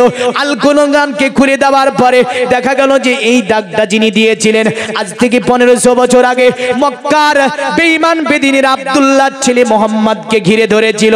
এই মোহাম্মদ, তুমি যে আল্লাহর কথা বলো, অতএব আমাদের মূর্তিগুলোনে তুমি অপমান করো। এ মোহাম্মদ, তুমি যে রাসূল দাবি করেছো, তুমি যদি রাসূল হও, দিন ইসলাম যদি সত্যি হয়, আসমানের উপরে যে চাঁদটা জ্বলজ্বল করে জ্বলছে, এই মোহাম্মদ তুমি যদি দুইটা খণ্ডে বিভক্ত করে দেখাতে পারো, আমরা তোমাকে নবী মানবো, এক আল্লাহকে স্বীকার করব, দিন ইসলামকে মেনে নেব, দিন ইসলামের মধ্যে আমরা ভুক্ত হয়ে যাব। তুমি কি পারবে? আমার নবী আল্লাহকে বলল, আল্লাহ পৃথিবীর জমিনে তুমি আমাকে তোমার দ্বীন প্রতিষ্ঠিত করার জন্য পাঠিয়েছো, তোমার দ্বীনকে কায়েম করার জন্য পাঠিয়েছো। আজকে ওই চাঁদকে দ্বিখণ্ডিত করার জন্য বলতে থাকে। আমার আল্লাহ বলে, এ হাবিব কোনো চিন্তা নাই, শাহাদাত উংলি দিয়ে আপনি দাগ কেটে দিন, আমি আল্লাহ চাঁদকে দ্বিখণ্ডিত বানিয়ে দেব। জোরে বলেন সুবহানাল্লাহ। আজ থেকে 1500 বছর আগে মুহাম্মদ দুনিয়ার জমিন থেকে চাঁদে দাগ মারলেন, চাঁদ দুই খণ্ডে বিভক্ত হলো। আমার আল্লাহ বলে, হাবিব আপনি সারা মারুন, চাঁদ জোড়া লেগে যাবে, তবে শুনে রেখে দেন ওই দাগটা আমি কিয়ামত পর্যন্ত চাঁদের গায়ে রেখে দেব। চাঁদকে নিয়ে মানুষ গবেষণা করবে আর আপনার উংলির দাগ সেখানে দেখতে পাবে। তারা বলল, শুনে রেখে দে, দুনিয়ার জমিনে মুহাম্মাদের এটা নাকি অতীব শাহাদাত উংলির দাগ। তাই তারা বলল, সিরাতুন নববী দেখো, সিরাতুর রাসূল দেখো।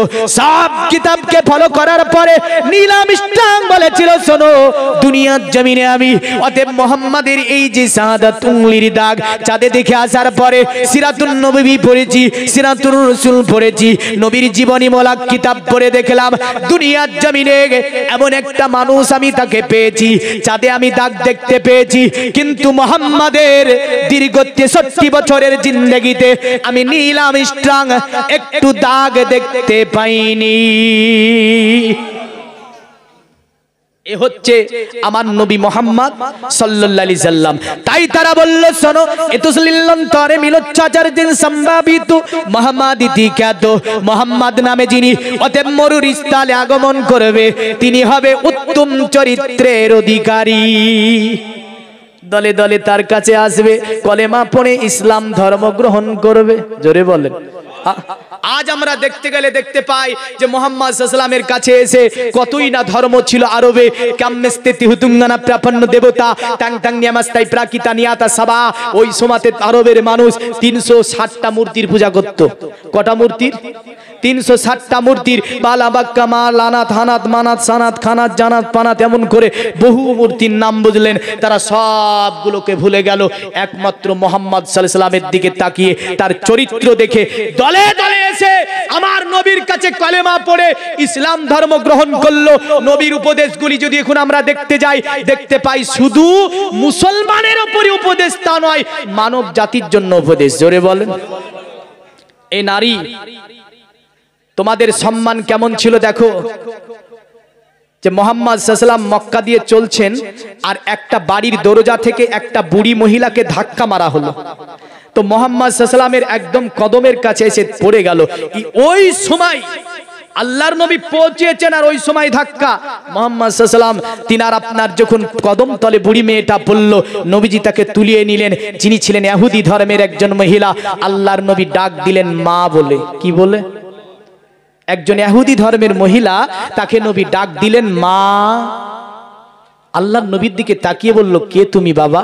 তো আল্লাহর নবী বললেন, আমি আব্দুল্লাহর ছেলে আল আমিন। বলল, মা আপনাকে এমন করে কে ধাক্কা দিল? বলে, আমার ছেলে। বলে, কেন? তো নবীজিকে বলছে, হে মোহাম্মদ, তার বাড়িতে দুটি কন্যা আছে, ওই কন্যা দুটিকে সে জিন্দা দাফন করতে চায়। আমি তার মা, এই প্রতিবাদ করার জন্য বাড়ি থেকে আমাকে বের করে দিয়েছে। নবীজি সাল্লাল্লাহু আলাইহি সাল্লাম বললেন, এই প্রথা এমন করে দেব আমি, দুনিয়াতে হিন্দু হও, জৈন হও, খ্রিস্টান হও, নাসারা হও, দলিত হও, আদিবাসী হও। নবী বললেন কত সুন্দর করে। আল্লাহর নবী বললেন, রাগিমা আনফুহু, রাগিমা আনফুহু, রাগিমা আনফুহু। তাদের নাকগুলি ধুলাই ধূসরিত হোক, তাদের নাকগুলি ধুলাই ধূসরিত হোক, তাদের নাকগুলি ধুলাই ধূসরিত হোক। সাহাবী বলছে, কিলা মানি ইয়া রাসূলুল্লাহ, ওগো নবীজি এমন কথা কারে বললেন? নবী বললেন, শোনো গো, ক্বালা মান আদরাকা ওয়ালিদাইহি ইনদাল কিবারু আহাদুহুমা আও কিলাহুমা। জোরে বলেন। ওরা তারা যারা বাপ মা বুড়া পেল, জান্নাত পেল না। জোরে বলবেন না। আচ্ছা, নবী কি বললো যে মুসলমানের হলে তুমি বাপ মার খিদমত করবে, আর মুসলমান না হলে বাপ মার খিদমত করবে না? এমন কথা নবী বলেছে? আল্লাহর নবী বললেন, শোনো, এ পৃথিবীর সন্তান, তুমি হিন্দু হও, জৈন হও, খ্রিস্টান হও, নাসারা হও, দলিত হও, আদিবাসী হও, যে ধর্মেরই হও না কেন, বাবা মা তুমি খিদমত করবে। তোমার মা পূজা দেখ বা না দেখ, তোমার বাবা মন্দিরে যাক বা না যাক, তোমার বাবা গির্জায় যাক বা না যাক, এ সন্তান তুমি যে ধর্মেরই হও না কেন, বাবা মার খিদমত করতে হবে। তাই আরবের বুড়ো বুড়ো মানুষেরা বলেছিল, মুহাম্মদ যে ধর্ম বলতে আছে, এ তো তার পার্থক্য নিজস্ব ধর্ম নয়, কারণ তিনি সব ধর্মের কথা বলে। আল্লাহর নবী যা বলে ওটাই ঠিক। তাই দলে দলে পৌরজান বেদ বলছে, পৌরজান পদানাংবে হতিস কিলাত সুসা। তাই দলে দলে মানুষ এসে আল্লাহর নবীর কাছে কলেমা পড়ে ইসলাম ধর্ম গ্রহণ করেছে। আল্লাহ হুম্মা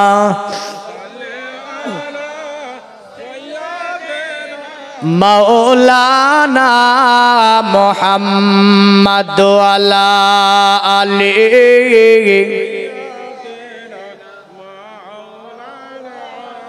আরে একদিন তোমাকে পরিয়ে কাফন, আত্মীয় স্বজন করবে দাফন।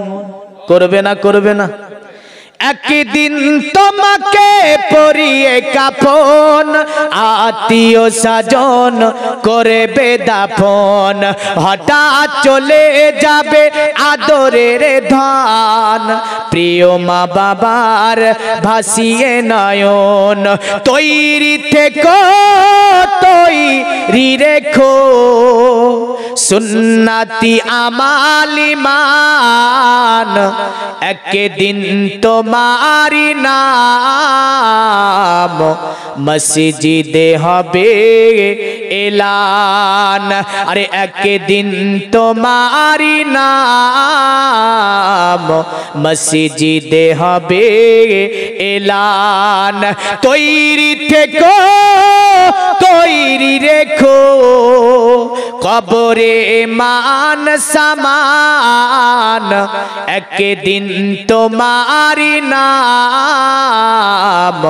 মসজিদে হবে এলান নামে সামজারি করিবে এত বন্ধ হয়ে যাবে জীবন নাটক বাহাদুরি থাকিবে না দেহে জৈবন ফুরিয়ে বসন্ত আসিবে শ্রাবণ আসবে না আসবে না আসবে না যদি দেখেন আপনাদের দেখতে আমার একটু অসুবিধা হচ্ছে এই কারণে লাইটটা আমার ডাইরেক্ট চোখে পড়ছে আর এমনি রাত্রি জাগা মানুষ আমরা চোখের লাইট পেলে খুব অসুবিধা তো যাই হোক দেখেন এই জৈবন থাকবে রক্তের তেজ থাকবে এই জৈবন রক্তের তেজ অহংকার গৌরব ফিকির সব একদিন নষ্ট হয়ে যাবে এই যুবক ভাবছে এটাই হয়তো থেকে যাবে না একদিন তোমাকে বৃদ্ধাক্য উপনীতি হতে হবে যেমন বসন্তের চলে গেলে শ্রাবণের দেখা মেলে হ্যাঁ না হ্যাঁ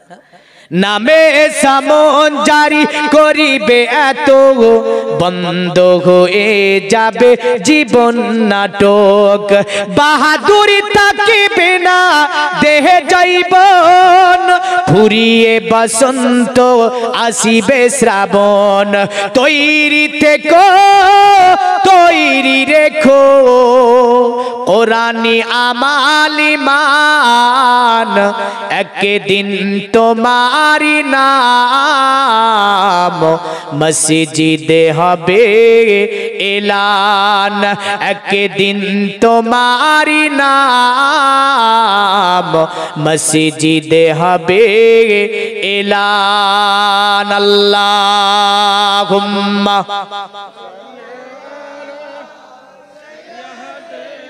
মাওলানা মুহাম্মদ আলা আলিহি পৃথিবীর মুমিন মুসলমান তারা শুধু তাই বলে নাই তারা বলল পৃথিবীর জমিনকে যিনি অতএব পৃথিবীর জমিনটাকে যিনি বাসযোগ্য করে তুলেছেন তিনি হচ্ছে আব্দুল্লাহ ছেলে মোহাম্মদ পৃথিবীতে মানুষকে মানব হিসাবে যিনি প্রতিষ্ঠিত করেছেন তিনি হচ্ছে আব্দুল্লাহ ছেলে মোহাম্মদ দুনিয়ার জমিন থেকে যিনি কুসংস্কারকে মিটিয়েছেন তিনি হচ্ছে আব্দুল্লাহ ছেলে মোহাম্মদ দুনিয়ার জমিন থেকে যিনি অশ্লীলতাগুলোকে মিটিয়েছেন তিনি হচ্ছে আব্দুল্লাহ ছেলে মোহাম্মদ অতঃপর বলল নমস্তে বিরিজানাত মরিস্থল নিবাসিনে ওগো মরিস্থলে আগমনকারী ব্যক্তি তোমাকে জানাই আমরা প্রণাম তোমাকে জানাই আমরা সাধুবাদ তিপ্রা রাসূলুল্লাহ সাই বহুমায়া প্রবার দিনে দয়া করে তোমার কদমের নিচে আমাদেরকে একটু জায়গা দিও তাহলে আমাদের জীবনটা ধন্য হয়ে যাবে জোরে বলেন সুবহানাল্লাহ কারণ দুনিয়ার জমিন থেকে আমরা যদি নবীর প্রেমিক নবীর ভালোবাসা নবীর উপদেশগুলি জীবনে বাস্তবায়ন করে যেতে পারি আমার আল্লাহ কোরআনুল কারীমে এইভাবে বলছে লাকাদ জাআকুম রাসূলুম মিন আনফুসিকুম আজিজুন আলাইহি মা আনিতুম হারিস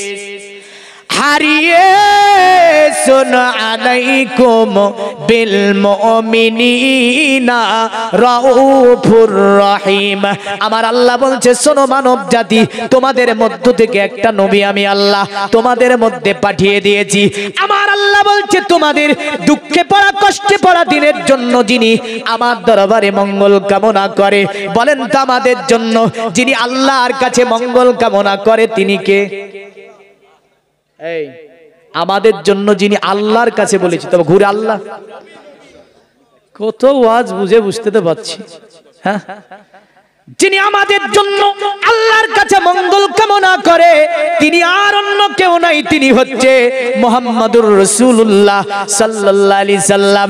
আমার আল্লাহ বলছে বান্দা শুধু তাই নয়, অতএব আমার নবী তোমাদের কষ্টে পড়া দিনের জন্য আমার কাছে মঙ্গল কামনা করবে, কিন্তু রে বান্দা একটা শর্ত তোমারে মানতে হবে, একটা কাজ তোমাকে করতে হবে।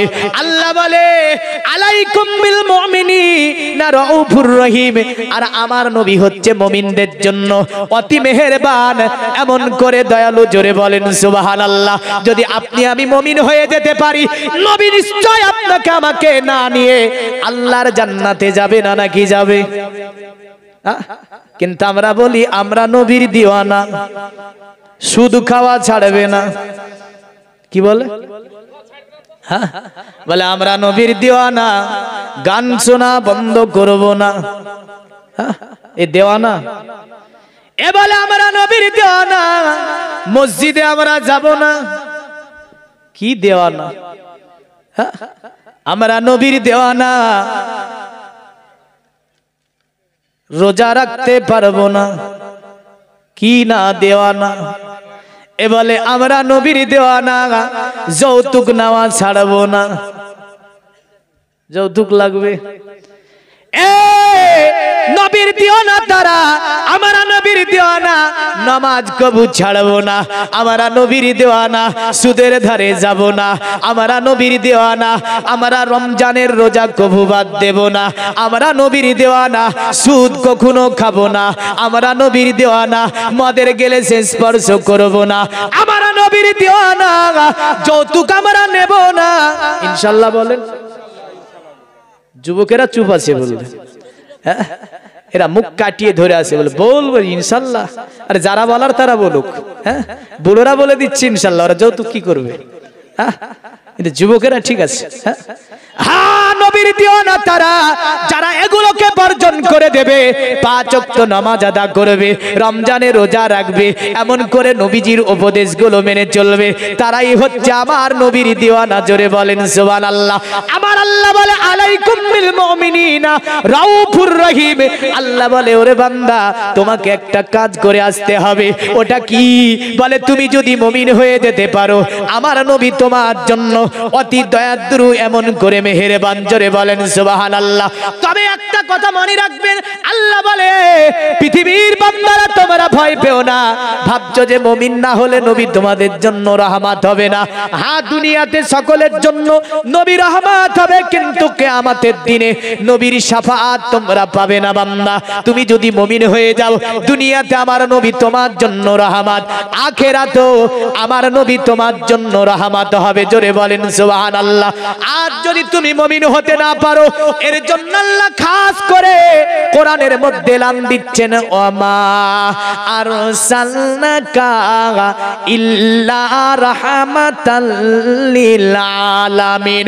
এ আমার নবী, যত জাতি ধর্ম বর্ণ নির্বিশেষে আমার সৃষ্টির জন্য, আলামের জন্য আপনাকে আমি আল্লাহ পাক রহমত বানিয়ে পাঠিয়ে দিয়েছি। যে ধর্মের মানুষই হোক না কেন, সকলের তরে আপনাকে আমি আল্লাহ নবী বানিয়ে দিয়েছি, সকলের তরে আপনাকে আমি আল্লাহ রহমত বানিয়েছি। তবে আমার আল্লাহ এতে বললেন তোমাকে মুমিন হতে হবে। যদি মুমিন হয়ে যেতে পারো, আমার নবীজি নিশ্চয়ই তোমাকে না নিয়ে আমার জান্নাতে যাবে না। কিন্তু আমরা মুমিন হতে পারলাম না। না পেরেছি? পারিনি। এ দুনিয়ার মুমিন মুসলমান, আমার আল্লাহ অন্য আয়াতে এভাবে বললেন, তিলকার রাসূলু ফাদ্দালনা বাদাহুম আলা বাদিম মিনহুম মান কাল্লামাল্লাহু ওয়া রাফা বাদাহুম দারাজাত। আমি আল্লাহ দুনিয়ার জমিনে অনেক নবী রাসূলকে পাঠিয়েছি আমি আল্লাহ, কেন দিন কায়েম করার জন্য। আমার আল্লাহ আদম নবী থেকে নিয়ে ঈসা নবী পর্যন্ত নবী রাসূল পাঠিয়েছে। সকল নবীর একটাই কাজ ছিল, দ্বীনে ইসলামকে কায়েম করে দেওয়া, দ্বীনে ইসলামকে প্রতিষ্ঠিত করা, দ্বীনে আল্লাহর দ্বীনকে আপনার দুনিয়াতে বিস্তার করা। এক আল্লাহ কি জিনিস মানুষকে জানিয়ে দেওয়া, এক আল্লাহ কি জিনিস মানুষকে বুঝিয়ে দেওয়া। আমার নবীও এই কাজের জন্যই দুনিয়ায় এসেছিলেন।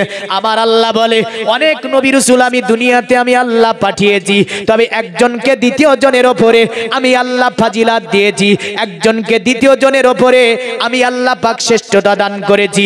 এমন নবী আমি আল্লাহ দুনিয়ার জমিনে পাঠিয়েছি যাকে আমি আল্লাহ কালিম বলেছি। কালিম কে ছিল? মুসা। এই কোরআনে সবচেয়ে কোন নবীর নাম বেশি আছে বলেন তো? কটার সূরাতে আছে মুসা নবীর নাম জানেন না? হ্যাঁ, আমার ঘরের ছেলেরা কোরআনে কটা সূরা আছে তাও জানে না, কোরআনে কটা আয়াত আছে তা জানে না। আর বলিউডের নায়ক নায়িকাদের বুঝলেন, গানগুলো যদি বলতে দেয় বাবা রে, ধম ধম ধম ধম করে ওই যে আপনার ডিজে বাজাবে আর পিকনিক করে কি নাচানা নাচে। হ্যাঁ, ও যে কি যে বুঝে ওতে বুঝলেন, ও বুঝে না আর বাপও বুঝে না কি বলে ওতে, কিন্তু নাচে। ওকে যদি জিজ্ঞাসা করা হয় কোরআনে কটা সূরা বলতো, তো সূরা কি জিনিস তাই জানে না। হ্যাঁ হ্যাঁ, মুসা নবী আলাইহিস সালামের জিকির পবিত্র কোরআনে 29টা সূরাতে আছে। জোরে বলবেন না, কটা সূরাতে আছে?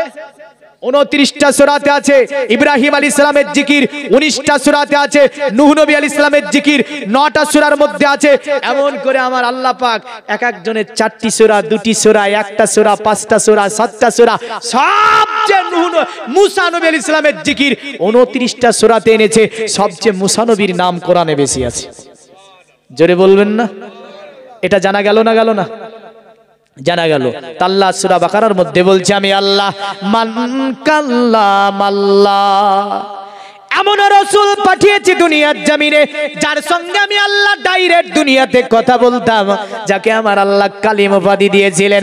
আমার আল্লাহ বলছে, ওয়ারাফা বাদাহুম দারাজাত, আর সকল নবীদের উপরে আমি আল্লাহ যাকে শ্রেষ্ঠতা দান করেছি তিনি হচ্ছে মুহাম্মদুর রাসূলুল্লাহ সাল্লাল্লাহু আলাইহি ওয়াসাল্লাম। তাহলে নবীজির উম্মত আমরা, আমার আল্লাহ সূরাতুল বাকারাতে বলছে এভাবে, শোনো অতএব এই নবীর উম্মতেরা, আমি আল্লাহ পাক তোমাদেরকে সমস্ত উম্মতের উপরে শ্রেষ্ঠতা দান করেছি। কারণ যত নবীর উম্মত আছে সকলের চেয়ে শ্রেষ্ঠ উম্মত হচ্ছে নবী মুহাম্মদুর রাসূলুল্লাহর উম্মত। সকল উম্মতের উপরে শ্রেষ্ঠ এরা। এই কারণে অথর্ববেদে বলেছি, অসবু মাসু গমারুহি দীপদত্তং জগৎপতি অসিনা সাদুদমান নমস্তে সবার যে গুণ নিবিতান চিররান্না সোনা খোনাং হয়না প্রতিমদ্দাতিং নিপ্রলিঙ্গ চুদ্দ দশান কোটি সোনিয়ন সতিং অতোতে সং ভবিষ্যন্তি মানাংসি বিসদানি বে বসুদে বাঙ্গারা গাতি পুণ্যগন্ধানি স্পিরিসাম পরজন পদানাংবে হতি স্কিলান সোসা মানে করবে এবার। তাই বলল, শোনো দুনিয়াতে অতএব আল্লাহর নবী যিনি হবে তিনি বিশ্ব মানব হবে। জোরে বলেন, নবীর মতো মানুষ পৃথিবীতে দ্বিতীয় পাওয়া যাবে? যাবে? আরে চুমকে পায়ে সর কারে রুহুল আমি বলে দেখা নেহি, बोले देखा नहीं, बोले देखा नहीं आप जैसा हंसी। जोरे बोलবেন না? খুব সুন্দর ভাষায় জিবরিল আপনার নবীজির পায়ে চুমা দিয়ে বলে, আপনার মতো মানব তো দূরের কথা, আপনার পায়ের মতো কারো আমি দেখতে পাইনি।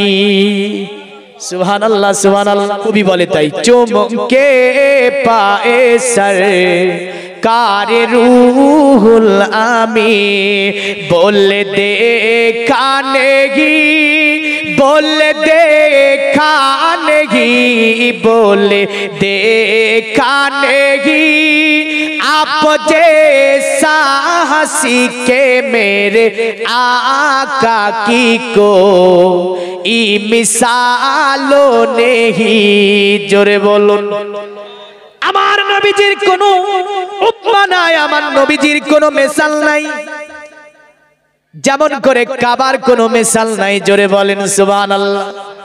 मेरा आका बेमिसाल, मेरा मौला बेमिसाल, जाने काबा बेमिसाल, जाने तैबा बेमिसाल, बेमिसाल बेमिसाल बेमिसाल बेमिसाल मेरे आका की को ई मिसालो नहीं। তাই বেদ বলল অসবমাসু গমারুহে দেবদত্তং জগৎপতি অসিনা সাধু দামান নমস্তে সবার যে গুণা নিবিতন।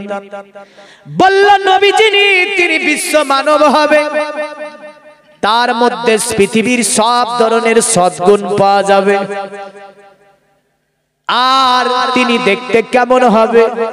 বলল তিনি এমন সুন্দর হবে 14 তারিখের চাঁদ তার কাছে হার মানবে। জোরে বলেন দুনিয়ার মুমিন মুসলমান। তবে বলল শুনে রেখে দে, দুনিয়ার জমিনে অতএব ওই ছেলেটাকে দেখে বোঝা যাবে, কারণ সে একটা বিচিত্রপূর্ণ মানব হবে। মানে তার সঙ্গে অন্য কারো তুলনা দেওয়া যাবে না, তার সঙ্গে অন্য কারো উপমা দেওয়া যাবে না। বলে কেন গো? বলে ওই ব্যক্তি, ওই নবী বা ওই যে অবতার কলির কলকি দুনিয়াতে যখন চলবে, তিনার যেন শরীরের জ্যোতি থেকে যে আলোক রশ্মি বের হবে, তা থেকে যেন অন্ধকার দূরভীত হবে। পৃথিবীর মুমিন মুসলমান অতঃপর বলল তাকে যদি চিনতে অসুবিধা হয়, জানতে অসুবিধা হয়, একটা কথা মনে রেখে দেবি। বলে কি? বলে অবতার কলির কলকি যিনি হবে, সে যে রাস্তা দিয়ে ভ্রমণ করবে, বলে সে যে রাস্তা দিয়ে ভ্রমণ করবে, বাসুদেবাঙ্গারা গাতি পুণ্য গন্ধনী স্পৃশাম, ওই যে রাস্তা দিয়ে সে ভ্রমণ করবে, ওই রাস্তা যেন সুগন্ধে ভরে যাবে। আর বোঝা যাবে এই রাস্তা দিয়ে অবতার কলির কলকি যেন ভ্রমণ করে চলে গিয়েছে।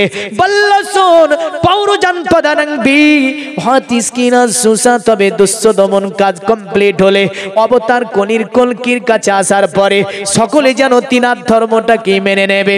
আর ভবিষ্যৎ আপনার অবতার কলির কলকি পুরাণে ভাবে বলছে দেবা ধর্মা ক্ষেত্র যোগা দেবা লাকাশ্চাচারা হুষ্টা পুষ্টা সন্তুষ্ট কলক রজনী চা ভোবা নানা দেবা লিঙ্গে সুভূষণে ভূষিছে সুচ ইন্দ্রজালি বুদ্ধাতি কল্পকা পূজা কা জনানা শান্তি। যত দেব মূর্তি পূজা করিস না কেন, অবতার কলির কলকি যখন আসবে তখন তাকে যেন সম্মান করবে। দুনিয়ার মুমিন মুসলমান বলতেছিলাম দুনিয়ার জমিনে এ মুসলমান সিংহের জাত সিংহের মতো হয়ে থাকবেন, কারণ আল্লাহ নবী বলেছে শোনো দুনিয়ার মুমিন মুসলমান, তোমাদের অতএব চলা, তোমাদের বলা, তোমাদের আখলাক চরিত্র দেখে অন্যরা ভয় পাবে, দেখি বোঝা যাবে এই ব্যক্তিটা মুসলমান। কিন্তু আমরা দেখা যায় আল্লাহর নাম নিতে গিয়ে আমাদের জবান দিয়ে বের হয় না, আমরা রাসূলুল্লাহর নাম নিতে গিয়ে জবান দিয়ে বের করতে চাই না।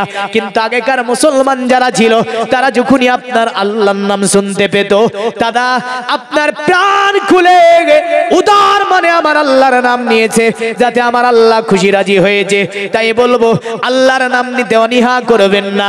বলতেছিলাম সে বলছে দেবা ধর্মা ক্ষেত্র যোগা দেবা লাকাশ্চাচারা হুষ্টা পুষ্টা সন্তুষ্ট। দুগুন্ডা জায়গা একজন আলমাস শেখ, আলমাস শেখ, সুবহানাল্লাহ সুবহানাল্লাহ।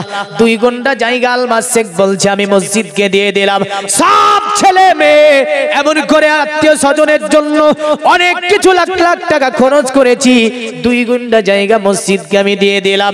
আল্লাহ যেমন মসজিদকে জায়গা দিয়েছে, কাল কিয়ামতের দিন আল্লাহ ওই ময়দানে মাশারে রাসূলুল্লাহ শাফাত নসিব করে জান্নাতুল ফিরদাউসে আল্লাহ আপনি তাকে জায়গা করে দেবেন। সকলে বলুন আল্লাহুম্মা আমিন। শহীদুল মালিতা 6 বস্তা সিমেন্ট দিয়েছে আল্লাহ, যেমন মসজিদ তৈরি করতে 6 বস্তা সিমেন্ট দান করেছে গো আল্লাহ। আল্লাহ এই দানকে কবুল করে নিয়ে ওই ময়দানে মাশারে কঠিন দিনে রাসূলের শাফাত নসিব করে তাকে জান্নাতুল ফিরদাউসুল আলাতে একটা জায়গা করে দেবেন আল্লাহ। এমন করে তোমার ঘর মসজিদ, আল্লাহর নবী বলেছে দুনিয়ার জমিনে সর্বোত্তম জায়গার নাম হচ্ছে মসজিদ, মসজিদের চেয়ে উত্তম জায়গা পৃথিবীর জমিনে আমি রাসূলুল্লাহ আর দ্বিতীয় আমি দেখতে পাই না। দুনিয়ার মুমিন মুসলমান তারা বলল শুনে রেখে দাও অবতার কলির কলকি দুনিয়াতে যখন আসবে তখন মূর্তি দেবগুলো পর্যন্ত তারে সম্মান করবে। আমরা যদি দেখি রাসূল যখন দুনিয়া আসলেন, আব্দুল মুতাল্লিব তার দাদু কাবা মুআজ্জামার চতুর্দিকে তিনি ঘুরতেছিলেন সুবহে সাদিকে। কাবা মুআজ্জামা যেন আপনার দুলে যাচ্ছে আমেনার ঘরের দিকে। চোরে বলেন, কাবার মধ্যে 360টি মূর্তি আমেনার ঘরের দিকে যেন ঝুঁকে।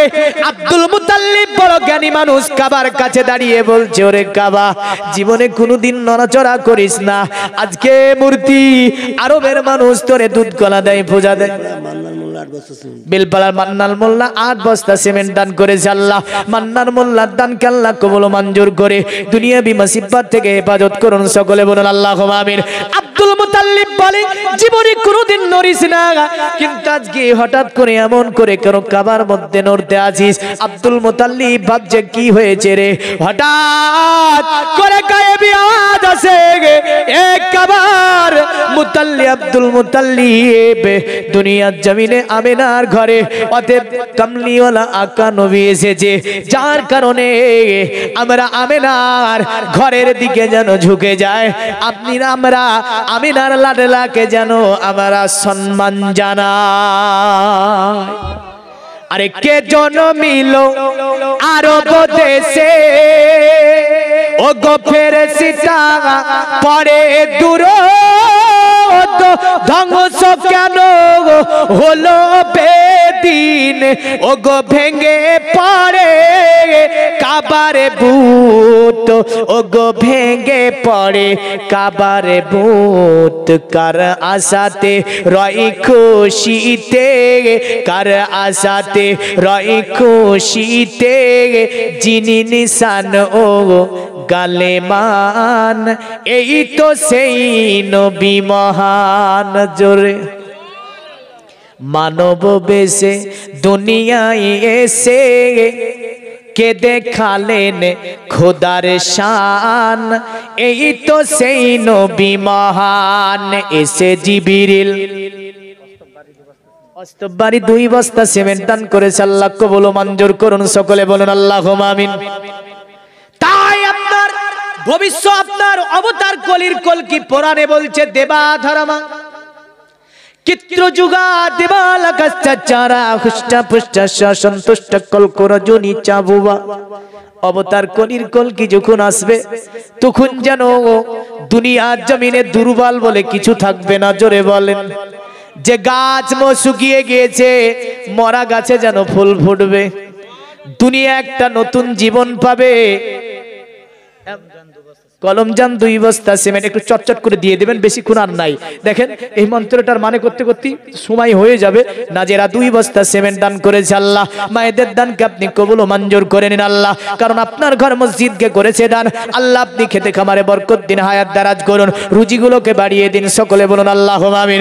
বলল শোনো, যে গাছ জীবনে পাতা বের করতে পারেনি পানির অভাবে, ওই গাছে যেন পাতা বেরাবে। জোরে বলেন, বলল শোন, যে পশুটা দুর্বল ছিল ওই পশুটা সাব্বাল হবে, হুষ্টা পুষ্টা সন্তুষ্ট কলকরজনী চাবুবা।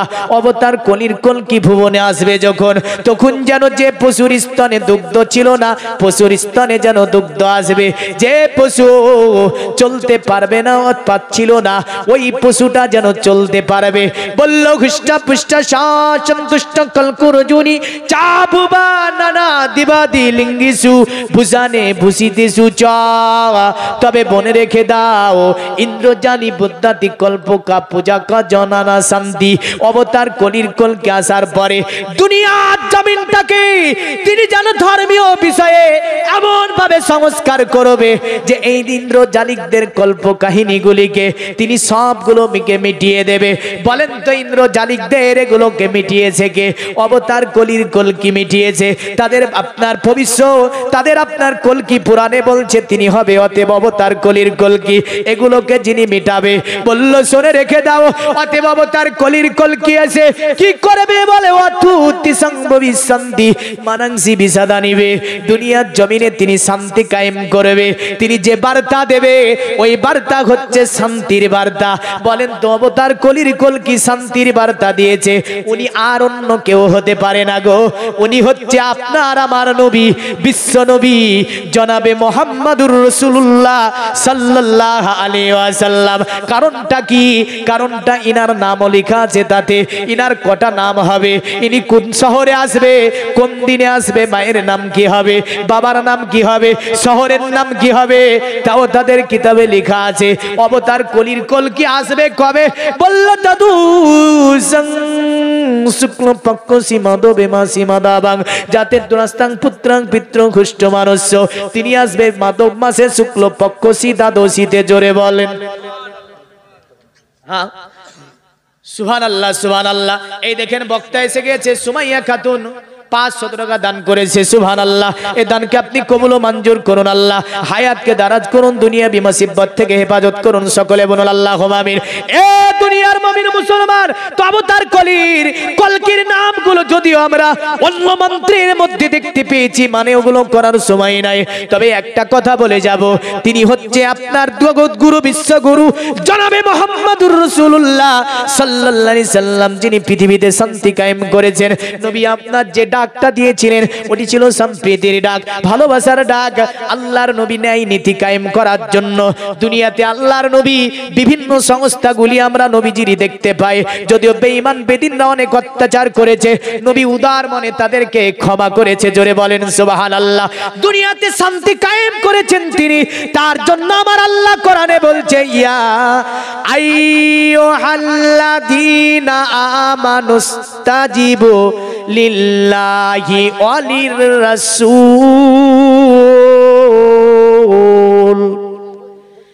আল্লাহ বলছে ওয়ালির রাসূলি ইযা দাআকুম। এই পৃথিবীর ইমানদারেরা, যখন তোমাদের আল্লাহর রাসূলের তরফ থেকে ডাক দেওয়া হবে, তখন তোমরা সব কাজ বন্ধ করে দাও, আমার রাসূলুল্লাহর ডাকে তোমরা সাড়া দাও, এতে তোমার জীবনের মঙ্গল আছে।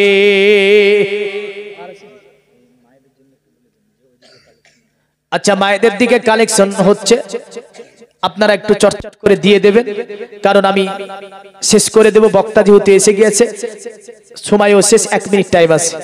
তা আল্লাহ বলছে শোনো, যখন তোমাদেরকে যখন রসুল, আল্লাহ রসুলের তরফ থেকে ডাক দেওয়া হবে, সব কাজ বন্ধ করে দিয়ে ওই দিকে তোমরা দৌড় দিয়ে দাও, এতে তোমার জীবনের। আমাদের কাছে কতবার আগেবার এসেছিল জাকির হোসেন চতুর্থী, মারা গিয়েছেন, ওখানে দোয়া করে দিন। আচ্ছা আচ্ছা, ইনশাআল্লাহ এতে তোমাদের জীবনের মঙ্গল আছে না নাই? মঙ্গল আছে। তাহলে তাদের যেহেতু আমাদের জীবনের মঙ্গল আছে, একদিকে দৌড়ালি সেটা হচ্ছে আল্লাহ আল্লাহর রাসূলের দিকে। তো যখনই মুয়াজ্জিন আযান দেবে হাইয়া আলাস সালাহ, কোন দিকে দৌড় দিতে হবে? জোরে বলেন। যখন মুয়াজ্জিন বলবে কি হাইয়া আলাল ফালাহ,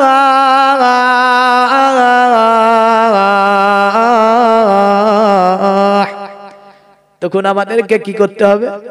নামাজের জন্য তৈরি হয়ে যেতে হবে। জোরে বলেন। বাগানপাড়ার আফরোজা বিবি 2 বস্তা সিমেন্ট আল্লাহ কবুল ও মঞ্জুর করুন, উদ্দেশ্য পূর্ণ করুন। সকলে বলুন আল্লাহুম্মা আমিন। যাক, এবার শেষ কথা এটাই, তাহলে যেহেতু আমাদের জীবনের মঙ্গল ওই জায়গাটি, আল্লাহ রাসূল যখন ডাক দেবে তোমাদেরকে ওই দিকে দৌড় দেওয়া। অনেকে আসেন নামাজ পড়ে না, আসে না এখানে? 95% মুসলমান নামাজ পড়ে না, ঠিক বলছি না ভুল? 99 না? যাক, তো 99 ধরতে বলছি, মানে 95 আমি একটু কমই বলে দিয়েছিলাম। 99, 1% মানুষ নামাজ পড়ে। আচ্ছা বলেন, নামাজ না পড়ে জান্নাত যাওয়া যাবে? নামাজ না পড়ে 365 নাইট যদি ও জালসা শুনে জান্নাত যাবে? নামাজ না পড়ে যদি ওই ব্যক্তি আপনার দেখা যাচ্ছে যে দান খায়রাত ইত্যাদি ইত্যাদি সবই করছে, জান্নাত যাবে না। তাহলে যিনারা নামাজ পড়েন না, জোরে বলতে বলবো না, জোরে বললে লজ্জা লাগবে, মনে মনে বলেন ইনশাআল্লাহ 5 ওয়াক্ত না পড়লে 1 ওয়াক্ত পড়বো। ঠিক না ভুল বললাম? আরে কথা তো ভুল বলছি গো, নামাজ তো 5 ওয়াক্তই পড়তে হবে, কিন্তু পরিস্থিতির দিকে তাকিয়ে তাই বললাম যে 5 ওয়াক্ত না পড়লে 1 ওয়াক্ত পড়বো। এটাই বলুক না দেখি যে 5 ওয়াক্ত না পড়লে 1 ওয়াক্ত পড়বো।